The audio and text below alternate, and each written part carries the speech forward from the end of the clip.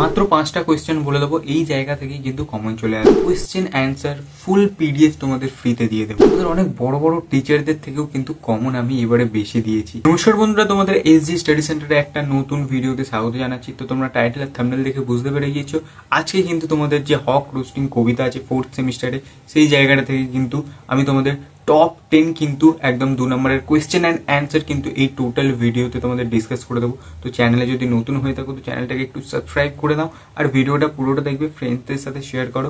আর পরবর্তী তোমরা কি সাজেশনের অ্যান্সার কোয়েশ্চেন চাও তোমরা সেটা কমেন্টে জানাবে। আমি কিন্তু তোমাদের টোটাল ফ্রি অফ কস্টে দেওয়ার চেষ্টা করব। তো চলো ভিডিওটাকে শুরু করা যাক। দেখো এখানে প্রথম যে কোয়েশ্চেনটা আছে সেটা হলো, what does the hawk claim to do in his dream? বাজ পাখিটি স্বপ্নে কি করে বলে দাবি করেছে?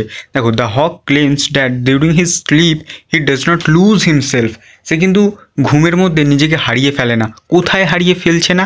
সে কিন্তু কল্পনার দুনিয়ায় বা স্বপ্নেতে নিজেকে হারিয়ে ফেলছে না। ইনস্টেড অফ দিস, দেখো ইনস্টেড বানানটা এখানে একটু ভুল আছে, ইনার স্টেটের মধ্যে কিন্তু স্পেসটা হবে না। আচ্ছা, ইনস্টেড অফ দিস তার বদলে সে কী করছে? সে কিন্তু রিহার্স করছে, প্র্যাকটিস করছে। দেখো, perfect killing of hunted animals for hitting. ঠিক আছে, সে কিন্তু হান্টিংয়ের প্র্যাকটিস করছে, কারণ সে তার শিকার করবে বলে, ঠিক আছে, খাওয়ার জন্য। দেখো সেকেন্ড যে কোয়েশ্চেনটা আছে সেটা দেখো, what does the phrase no falsifying dream?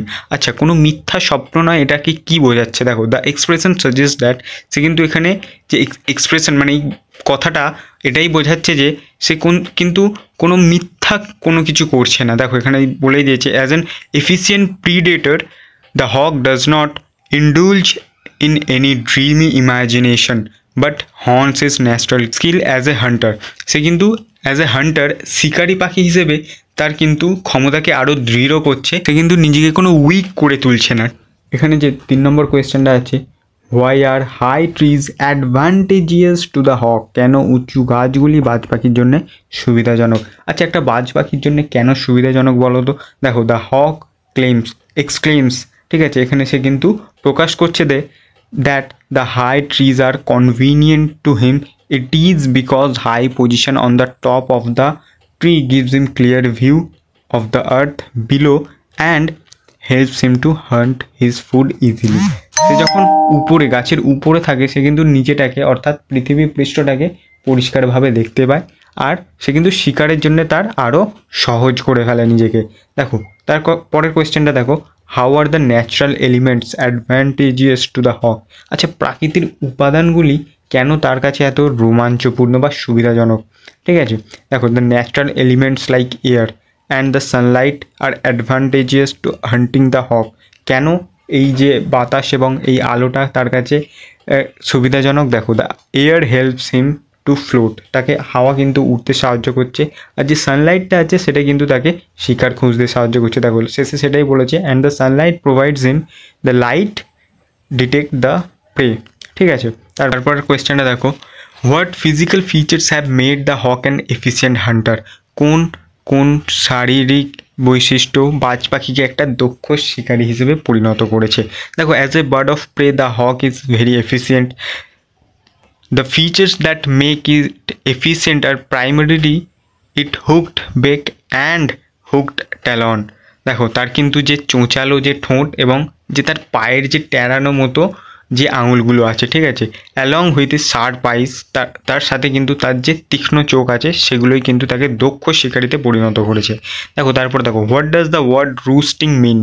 Why does the poet describe roosting? আচ্ছা, রুস্টিংয়ের শব্দের মানে কি আর কেন তাকে বিশ্রামরত বাজ পাখির বর্ণনা করেছে? দেখো, the word roosting mean take a rest or sleep on the branch of tree. ঠিক আছে, মানে কোনো গাছের বা ডালে, ঠিক আছে, সে কিন্তু উপরে থাকে, এটা সবসময় মাথায় রাখবে বাজ পাখি।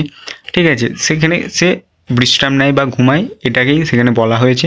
The poet has described a roosting hawk as it allows him to enter in to the mind of the hawk and create a monologue. দেখো তারপর কোয়েশ্চেনটা দেখো, I sit on the top of the wood, why does the speaker sit on the top of the rood? আচ্ছা, এখানে যে speaker বলতে কিন্তু এখানে বুঝিয়েছে রুস্টিং হককে। ঠিক আছে, দেখো, the speaker of this line is the roosting hawk. From the top of the wood hawk can minutely survey the ground below and hunt the animals for its survival. ঠিক আছে, সে কিন্তু তার শিকার ধরার জন্যই কিন্তু সে উপরে বসে থাকে, যেটা তোমাদের আগেই আমি বলেছিলাম। দেখো, why does the hawk say there is no sophistry in my body. আচ্ছা, কেন বলেছে কোনো প্রবঞ্চনা নেই বা বঞ্চনা নেই, ঠিক আছে। সোফিস্ট্রি মিনস এখানে ডিসেপটিভ আর্গুমেন্টসের কথা বলা হয়েছে, যে প্রতারণামূলক জিনিস কথা বলা হয়েছে, ঠিক। Hawk wants to mean that his body and his feature suggest that he is a killing machine, ঠিক আছে। সে কিন্তু তার শরীরকে এতটাই দক্ষ করতে চেয়েছে বা বোঝাতে চেয়েছে যে সে কিন্তু একটা মানে শিকারি পাখি, ঠিক আছে, যে সবসময় শিকার করছে, বাজ পাখি যেটা, এটাই কিন্তু বোঝাতে চেয়েছে। And his appearance does not give any false, ঠিক আছে। তার যে অভিব্যক্তি বা তার যে চরিত্রটা এমন করতে চায় না যে সে কোনো মিথ্যা বা কোনো উইক একটা পাখি, ঠিক আছে। দেখো, whose voice heard in the poem Hawk Roosting, why does the voice justify. আচ্ছা, এখানে দেখো হক রুস্টিং কবিতায় কার কণ্ঠস্বর শুনতে পাওয়া যায়, আর এই কণ্ঠস্বর কিসের যৌক্তিকতা নিরূপণ করে। দেখো, the voice we hear Hawk Roosting is the voice of hawk himself, সেই বাজ পাখির নিজেরই voice. The voice of hawk justifies his role in the natural order and his activities assigned by the nature. তারপরে দেখো, how do the air and sun create advantage for hawk? It natural elements like air and sun are advantageous to the hawk.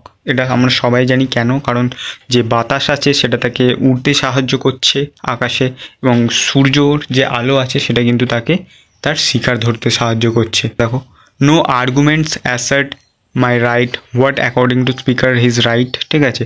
দেখো, how does the speaker apply right, ঠিক আছে। দেখো, তার অধিকারটা কী সেটা বোঝাতে চেয়েছে, আর সেটা কে কীভাবে প্রয়োগ করে।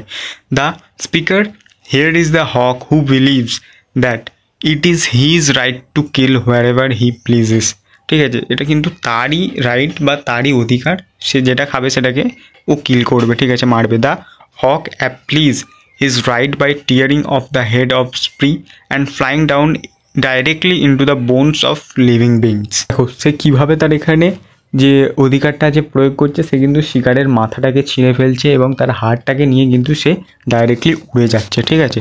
তো দেখো, তোমরা যারা এখান থেকে এই এত কটা কোয়েশ্চেন করছো না, তাদের বলি প্রথম 6টা করো, এখান থেকেই কিন্তু তোমরা কমন পেয়ে যাবে। বা তোমরা যদি কেউ এই 10টা কোয়েশ্চেন করো, আমি মানে একদম গ্যারেন্টি দিয়ে বলতে পারি যে 2-3টে বড় কোয়েশ্চেন তোমরা যদি নাও কমন পাও, তাও কিন্তু এখান থেকে যে তোমরা নলেজটা পাচ্ছ সেটা নিয়ে কিন্তু লিখে দেবে। তো চ্যানেলটা সাবস্ক্রাইব করো, আর এই যে পিডিএফটা, এটা কিন্তু আমার টেলিগ্রাম গ্রুপে আপলোড হয়ে গিয়েছে, তোমরা সেখান থেকে কিন্তু নিয়ে নিতে পারো।